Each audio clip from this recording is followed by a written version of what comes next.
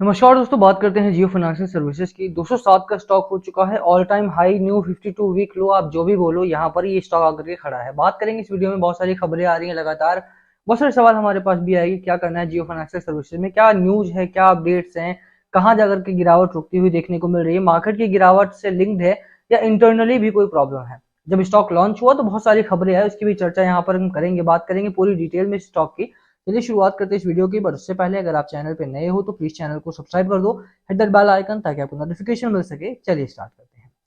जब stock launch हुआ तो बहुत सारी बातें हुई कि मोदी साहब मतलब का सपोर्ट यहाँ पर है, ऑब्वियसली बात है, उनके रिलेशनशिप की बात होती रहती है, चलो उसको छोड़ भी दें अगर हम, तो अंबानी जी की कंपनी है, यहाँ पर बड़ी रैली आ सकती है। यहाँ से स्टॉक लॉन्च हुआ था लगभग इसी प्राइस से, 206 से 210 का एक टारगेट यहाँ पर आप मान सकते हैं। 206 210 के प्राइस बैंड से स्टार्ट हुआ स्टॉक आपका, और लगातार थोड़ा ऊपर गया, उसके बाद लगातार धीरे धीरे करके ऊपर जाता रहा। और जब ब्लैक रॉक के साथ जब इनकी डील साइन हुई, रिसेंटली ही हुई थी, लगभग इस जोन में था स्टॉक आपका, तो उसके बाद तो लगा कि स्टॉक में अब यहां से नहीं रुकेगा, सीधा 2000 के आसपास ही जाकर के रुकेगा। और बहुत सारे यूट्यूब के जो एनालिस्ट हैं उन लोगों ने भी भविष्यवाणी की है, एंड टीवी पर भी। देखिए यूट्यूब को फालतू में बदनाम किया जाता रहा है, सेबी के जो रूल्स आए हैं फिर इन्फ्लुएंसर्स को लेकर के, वो फालतू में ही बैन करने की बात चल रही है, लगातार उन पर रेस्ट्रिक्शंस लगाने की बात चल रही है। बट टीवी वाले भी जो महागुरु हैं वो भी कई बार और लगभग ज्यादा तक ही वो लोग भी गलत भविष्यवाणियां ही करते रहते हैं, और उनकी वजह से रिटेल का पैसा ज्यादा फंसता है, ऑब्वियसली बात है, देखा गया है। अनुज जी का 27272 अभी तक नहीं आया है, तो वो बहुत सारी चीजें हैं। तो टीवी पर भी बहुत सारी बातें हुई कि ब्लैक रॉक के डील के बाद स्टॉक में बहुत बड़ी रैली आ सकती है और स्टॉक में काफी पैसा बनेगा। जो लोग रुकेंगे, जो लोग रुकेंगे, जो लोग रहेंगे यहाँ पे, जो लोग पैसा लगाएंगे, उनका काफी ज्यादा पैसा बन सकता है। बट स्टॉक में हुआ क्या? अंततः हुआ कि इस जोन से स्टॉक आपका लगातार नीचे गिरता रहा, और अब हालात ये हैं कि जहां से स्टॉक शुरू हुआ था इस जोन पर, वहीं से स्टॉक दोबारा आ चुका है, और यहाँ पर भी गिरावट रुकने का नाम नहीं ले रही है। अच्छी खबर क्या है, बुरी खबर क्या है, उन दोनों की हम यहाँ पर चर्चा करने वाले हैं। सबसे पहले बात करते हैं कि इस गिरावट के पीछे का मेन कल्प्रिट क्या है, मेन रीजन क्या है। तो ओवरऑल अगर आप देखोगे ना, तो दो बड़े कारण है। पहला कारण है कि भैया बाजार बहुत खराब चल रहा है, और मार्केट की जो गिरावट है वो सभी को पता है। फरवरी में भी लगभग 4.1 बिलियन डॉलर के आसपास का यहाँ पर माल बेचा जा चुका है, और मार्केट में जो अंत में हुआ यानी कि 28 फरवरी को जो हुआ वो किसी से छुपा नहीं है, और वो उसने ब्लीड किया है पोर्टफोलियो को ज्यादा तक। जिसका पोर्टफोलियो 30% डाउन था, इस एक दिन में उसका पोर्टफोलियो 35% तक डाउन गया है। इवन 40 अभी तक तो बहुत सारे पोर्टफोलियो जिनका मिड कैप और स्मॉल कैप में एक्सपोजर ज्यादा था, वो 50% 60% भी गिरे हैं, 70% तक भी इवन मैंने पोर्टफोलियोज देखे हैं। 68% तक एक पोर्टफोलियो मैंने मेरे पास ही आया था सवालों के लिए, तो उनका पोर्टफोलियो 68% तक गिर चुका था। तो ओवरऑल अगर आप देखेंगे ना, तो कहीं ना कहीं बाजार बुरी तरह से ब्लीड कर रहा है। मार्केट में कोई भी सेगमेंट या कोई भी सेक्टर, कोई भी इंडेक्स, कोई भी स्टॉक, कोई भी कंपनी इस तरह की नहीं रह गई है जहां पर आप बोल सको कि यहाँ पर पैसा लगा करके सेफ बचा हुआ है। इवन जो बड़े अच्छे स्टॉक्स थे जिनको टीवी के महागुरुओं ने, स्पेशली अनुज जी ने, जोमेटो को बड़ा सपोर्ट किया और स्विगी को बड़ा सपोर्ट किया, ये स्टॉक्स अपने हाई से आधे हो चुके हैं।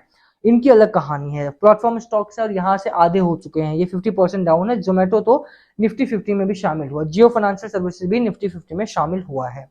ओवरऑल अगर आप देखें ना, तो पहला जो बड़ा कारण है किसी भी स्टॉक में गिरावट का, जियो फाइनेंसिस में भी गिरावट का, वो यही है। दूसरा जो बड़ा कारण है कि देखिए इस तरह की जब खबरें आती हैं, निफ्टी 50 में post longest monthly losing streak, 29 सालों में सबसे बड़ा लूजिंग स्ट्रीक रहा था इसका। 90 लाख करोड़ रुपए यहाँ पर 4 से 5 महीने में जा चुके हैं। बहुत पैसा एफआईआई की बिकवाली का बहुत पैसा जा रहा है लगातार। एफआईआई की सेलिंग एक बड़ा कारण बनती जा रही है मार्केट में गिरावट का, एंड इंटर्न स्टॉक्स में गिरावट का। दूसरा ट्रंप फैक्टर है। ट्रंप का स्टैंड समझ में नहीं आ रहा, ट्रंप करना क्या चाह रहे हैं। अब उनका नया सगुफा है कि लगभग 45 करोड़ रुपए अगर आप खर्च करते हो यूएसए में, तो वो गोल्डन कार्ड मिल जाएगा। तीसरा जो बड़ा रीजन रहा है वो इकोनॉमिक स्लो डाउन रहा है। इकोनॉमिक स्लो डाउन में प्रॉब्लम आ चुकी है। अब जियो फाइनेंसिस में क्या है कि जियो फाइनेंशियल सर्विसेज में प्रॉब्लम ये है कि ये एनबीएफसी में आना चाह रहे हैं, ऑब्वियसली बात है, म्यूचुअल फंड में एंटर करना चाह रहे हैं। अब मार्केट गिर रहा है, इनको कस्टमर चाहिए।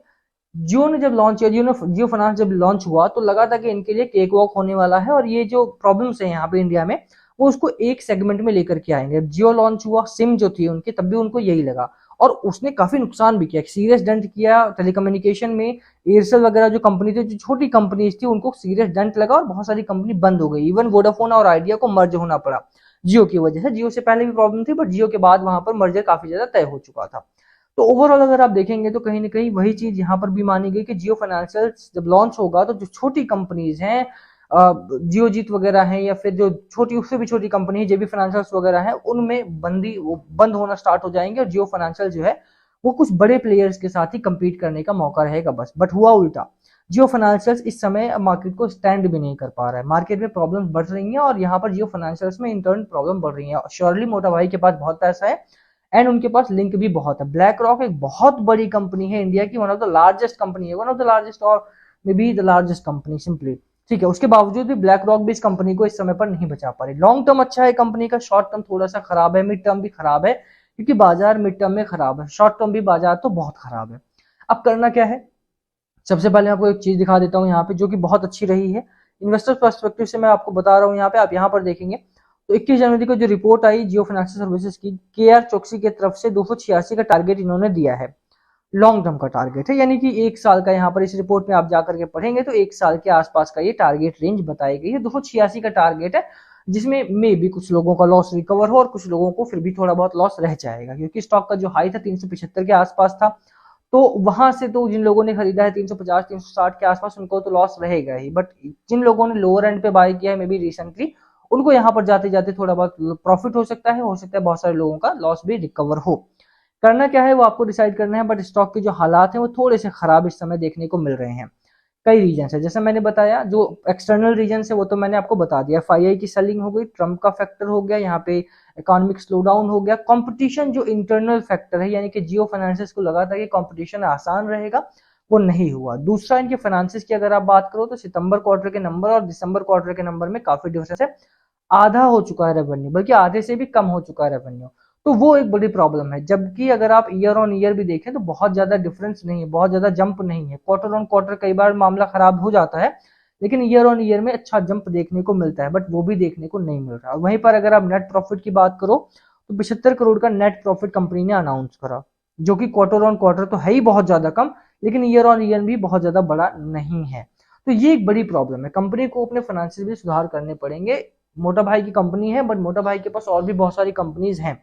इसमें एक बड़ा कारण ये भी है इस प्रॉफिटेबिलिटी में कि रिलायंस का बड़ा स्टेक ओन करती है, तो उसका भी बहुत सारी चीजें उसमें भी आ जाती हैं, तो उसको हम डिटेल में नहीं जाएंगे। लेकिन हाँ, यहाँ पर फाइनेंसिस को लेकर के भी बड़ी चर्चा हुई और यहाँ पर इसी वजह से भी एक बड़ा कारण रहा कि जो छोटे निवेशक रहे वो इससे थोड़ा निकलने लगे हैं। जो नए हैं उनको नहीं समझ में आ रहा है, बट हाँ जो पुराने हैं उनको बहुत टाइम से कुछ भी नहीं मिला, तो वहां से बिकवाली शुरू हुई। एफआईआई की बात करें तो एफआईआई ने भी 1% के आसपास का स्टेक अपना बेचा है, मोर देन 1% के आसपास का स्टेक कंपनीज में निकले हैं लेकर के वो। तो ओवरऑल कहीं ना कहीं देखें तो चौतरफा जो है जियो फाइनेंशियल सर्विसेज में प्रॉब्लम्स देखने को मिल रही हैं, और यही कारण है कि यहाँ पर अगर आप देखेंगे तो स्टॉक में लगातार हैमरिंग हो रही है, लगातार स्टॉक नीचे जा रहा है, लगातार अगर आप देखेंगे तो स्टॉक में जो एक बार बार अनुज जी भी बात करते हैं बॉटम बनता हुआ देखने को नहीं मिल रहा है, एंड बेयर मार्केट में देयर इज नो बॉटम, ठीक है। यहाँ पर अगर आप नहीं बता सकते, जैसे बहुत सारे लोगों ने बोला कि भाई 800 के आसपास टाटा मोटर्स रुकेगा, बट वो 620 के आसपास आ गया यार। टाटा टेक वहीं पर अगर आप देखो एक हाई बनाया 1100 रुपए के आसपास, 1150 रुपए के आसपास स्टार्ट हुआ, वहां से लगातार गिरा, लगातार 1000 रुपए के आसपास, 900 रुपए के आसपास रुकेगा, लेकिन वो भी 600 के आसपास आ गया। तो यू नेवर नो कि कहां पर कोई भी स्टॉक रुक सकता है, कितना भी अच्छा स्टॉक होगा, कितना भी बड़ी कंपनी होगी, कितना भी बड़ा उसका ओनर होगा, नो वन नोस कि कहां पर स्टॉक जाकर के रुकेगा। करना क्या है वो आपको डिसाइड करना, ऑब्वियस सी बात है कि चौकसी साहब का 286 का टारगेट है यहाँ पे। आई एम नॉट सेइंग कि ये अचीवेबल है, नहीं, नॉट अचीवेबल है, कंपनी बहुत अच्छी है जियो फाइनेंशियल सर्विसेज। इसके जो ऑब्वियस सी बात है यार, पेरेंट कंपनी रिलायंस है और इंडिया के इस समय के one of the richest person Ambani साहब है, और मोटा भाई के पास बहुत पैसा है, उनके पास कनेक्शन भी बहुत ज्यादा है, तो ऐसा तो नहीं है कि कंपनी डूबेगी। बट द प्रॉब्लम है कि रिटेल के पास क्या उतना समय है, क्या आपके पास उतना रिस्क एपेटाइट है, क्या आपके पास टाइम है, क्या आपको अपना पोर्टफोलियो थोड़ा सा लॉस में देख करके बहुत बुरा तो नहीं लग रहा है, तो वो सारे डिसीजन आपको खुद लेने पड़ेंगे। अपना रिस्क असेसमेंट कीजिए, अगर आपको लगता है कि I can wait, you should wait, otherwise आपको यहाँ पर डिसीजन लेना पड़ेगा। बाकी स्टॉक में काफी गिरावट हुई है, तो अभी क्या, अगर आप जियो फाइनेंशियल्स में होते, दूसरे स्टॉक्स में होते, चाहे आप एंजल वन में ही क्यों ना हो, एंजल वन में भी इक्वली गिरावट हुई है। अब इस बड़े स्टॉक में अगर आप जाएंगे तो वहां पर गिरावट देखने को मिलेगी ही। ये आपको डिसाइड करना है कि आपको यहाँ पर जियो को रख करके थोड़ा सा लॉस लेना है, या फिर जियोजीत को रख करके थोड़ा सा लॉस लेना है, कौन से स्टॉक को रख करके थोड़ा लॉस लेना है, वो आपको डिसाइड करना पड़ेगा यहाँ पे। ओवरऑल वीडियो एंड शेयर, क्या है आपकी राय स्टॉक को लेकर के, क्या है आपकी राय पूरे जो गिरावट हो रही है बाजार को उसको लेकर के, क्या लगता है मार्च में गिरावट रुकेगी या नहीं। अच्छा, एक और चीज है मैं बताना भूल गया आपको कि मार्च में ऐसा बताया जा रहा है कि गिरावट जो है वो रुक सकती है।